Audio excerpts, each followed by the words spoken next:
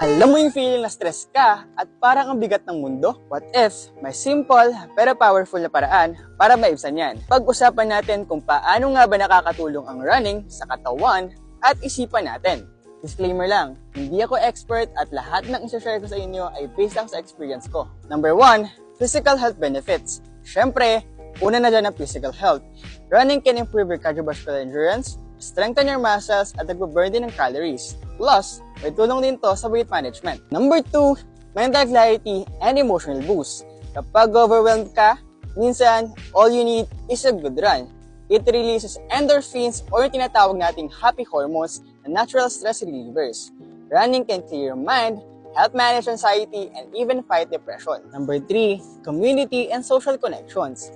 Masaya rin sumali sa running groups. Madali kang makahanap ng kapareho mong may passion for fitness at kung may mga events or races, sobrang fulfilling na experience. Number 4, personal growth at discipline. Malaking tulong din to sa discipline at goal setting mo. Every milestone is worth celebrating. Number 5, explore and enjoy nature. Madalas, outdoor activities to.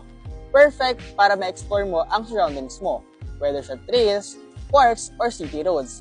Running lets you appreciate nature and your environment. Remember, hindi mo kailangan maging mabilis o malakas agad.